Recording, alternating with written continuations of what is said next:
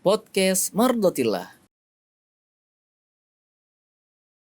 Assalamualaikum warahmatullahi wabarakatuh.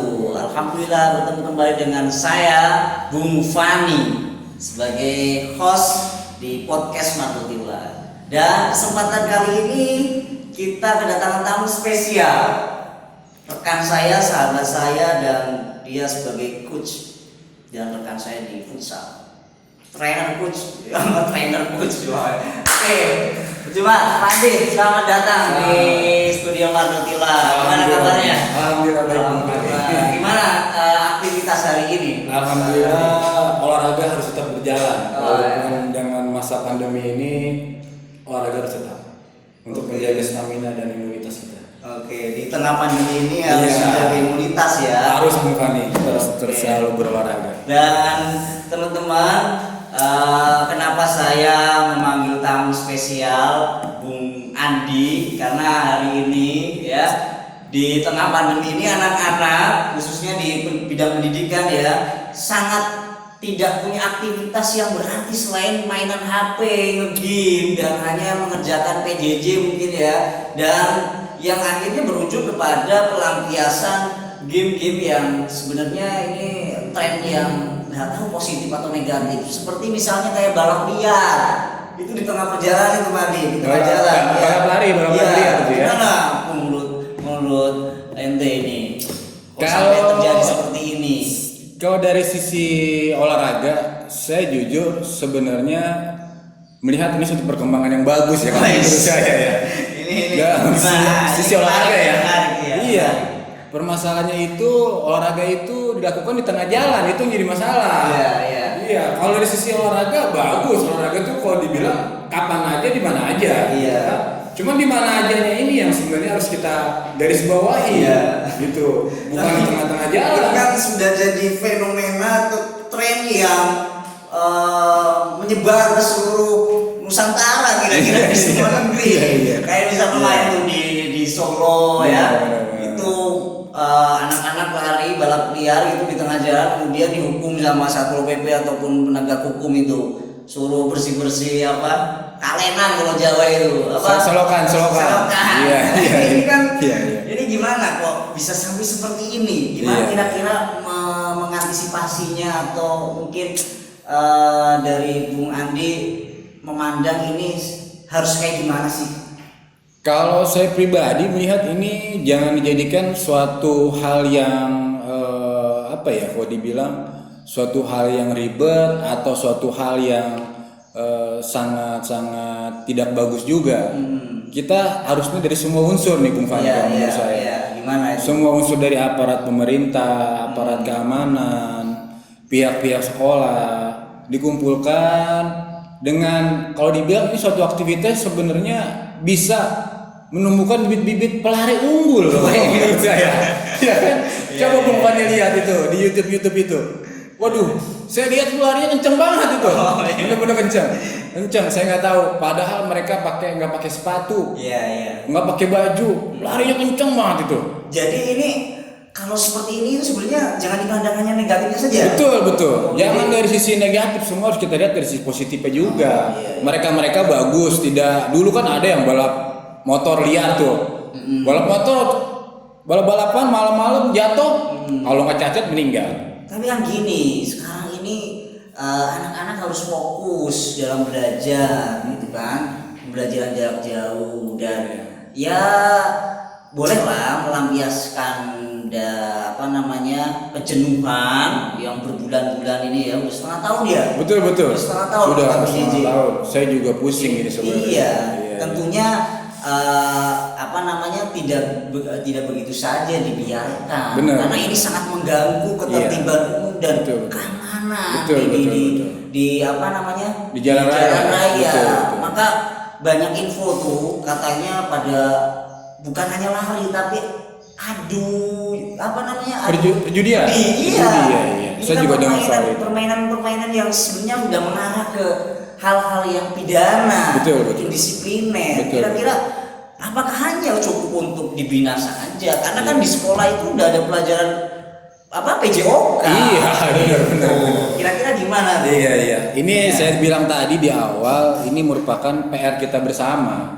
Tidak hanya unsur dari sekolah, tidak hanya juga unsur dari pemerintah, aparat gitu. Tidak, ini kita harus sama-sama mencari solusi terbaik. Kejenuhan yang tadi Bung Fani bilang benar, wajar. Ketika mereka PJJ dari internet segala macam, mereka jenuh juga, mereka nggak ada aktivitas untuk fisik, berlari, bermain bola seperti apa gitu kan, karena batas-batasan kan. Dan itu berlangsung di tengah malam gitu, kan jadi problem itu, jadi problem. Kira-kira apa sih yang harus dilakukan oleh pihak sekolah, stakeholder terkait gitu untuk mengatasi ini? Biar lari ini ya oke lah ya, Betul. tapi jangan di jalan raya. Itu. Nah, makanya tadi saya bilang kerjasama antara aparat pemerintah, kelurahan, kecamatan dan unsur lainnya sama-sama tolong difasilitasi tempat mana sih yang boleh untuk adu balap lari, ya kan? Kalau malam hari tengah malam emang bener sebenarnya agak kurang bagus ya. Harusnya diistirahat, ya kan? Tidur gitu kan. Tapi ya kita olahraga juga sebenarnya mungkin nggak tengah-tengah malam juga, mungkin jam 8 atau jam 9 gitu kan. Ada satu tempat yang emang khusus untuk mereka beradu balap lari gitu kan. Bukan tadi masa perjudian, saya juga tidak setuju dengan mereka balap lari, mereka berjudi gitu kan, yang menang dapat uang gitu kan. Seakan-akan mereka mencari uang tuh dari situ. Biasanya taruhannya berapa itu, Bung? Saya dengar Bung Andi itu. Saya pernah dengar dari kawan itu relatif ya, tergantung daerahnya ya. Iya. Kalau kira-kira di Jakarta ini ya. Di Jakarta itu kira-kira berapa itu Itu kekuatan sekitar anak-anak? 500 ke atas itu, Bung. 500.000? 500.000 ke atas. Luar biasa. Dan itu ada calo-calonya juga saya dengar. Di sekitar kita juga ada sebenarnya daerah kita. Saya pun pernah melihat langsung. Iya. Itu saya tidak sengaja sebenarnya. Iya. Ketika saya malam-malam pulang dari sekolah, habis pengajian, saya mampir ke suatu warung kopi. Saya mau minum kopi, minum susu. Iya. Saya keluar, tiba-tiba ada 3 orang keluar dari warung kopi. Iya. Tiba-tiba tengah jalan mereka berlari kencang sekali. Oh gitu. Saya bingung. Jadi ini itu apa? sudah terkoordinasi dengan baik atau gimana sih, kok ada motif apa? Ada yang motif memang seperti ada apa? yang memang secara spontan karena mereka sering ngobrol-ngobrol lihat fenomena-fenomena itu. Ayo tes lari. Ada juga yang memang sudah perjanjian. Ada sudah banyak lah di media-media sosial itu. Ya kalau dibilang mereka janjian di Instagram itu banyak. Misalnya blog ini lawan blog ini, saksikan malam ini gitu kan. Nah itu yang muncul semacam kayak emang sudah disepakati dengan judi uang bayar berapa kalau kalah berapa. Rapi berarti. Iya. Saya dengar ini anak-anak. Betul. Saya juga dengar dari pihak kepolisian mereka sempat kewalahan menangani ini gitu kan. Karena mereka otomatis mengejar anak-anak itu juga dengan berlari. Iya. Polisinya juga sebenarnya mereka mungkin pakai pistol ya. Karena anak itu berlari gitu kan. Kalau ngejar pakai motor kan kayaknya nggak seru gitu kan. Dia juga berlari. Iya. Otomatis sebenarnya polisi itu juga olahraga juga sebenarnya. Ada kemungkinan nggak sih sebenarnya dari selain faktor kejenuhan anak-anak sebenarnya? Banyak. Apakah ini sudah terjadi di permainan-permainan selain dari lari sebelumnya? Jauh-jauh sebelum ini.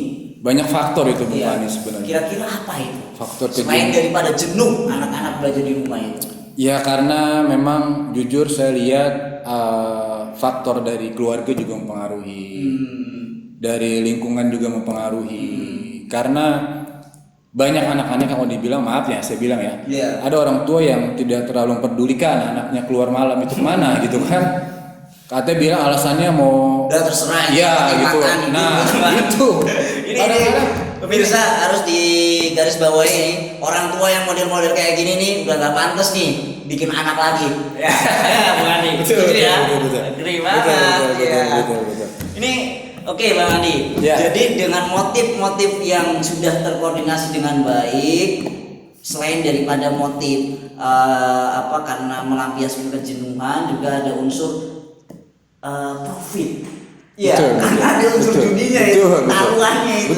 Betul. Nah, kira-kira Bung Andi, karena kita ini di Jakarta khususnya masih PSBB gitu. Ini langkah konkret nih ya, langkah konkret dari pihak sekolah, keamanan ya, kemudian stakeholder yang lain harus seperti apa nih? Rekomendasi dari Bung Andi sebagai coach di Mardotila yang top banget. Ya, ini punya peserta prestasi ya. Nomor berapa? Wahid ya, nomor Wahid ya. Nomor Wahid nih. Bung Fani terlalu melebih-lebihkan. Punya lisensi sebagai coach khususnya di bidang futsal. Luar biasa. Kira-kira gimana, Bung Andi? Silakan. Ya, seperti awal saya bilang, intinya adalah kita sama-sama duduk bareng, memecahkan masalah ini tidak dari sisi unsur negatifnya saja, tapi juga dari sisi positifnya, bagaimana kita mengelola mencari bibit-bibit unggul untuk pelari-pelari tangguh di lingkungan kita. Diadakan lomba, diadakan suatu lomba kompetisi yang istilah kasarnya ini sehat. Gitu. Balap lari itu sehat, lari itu sehat. Tidak ada kata lari itu tidak sehat. Lari itu sehat.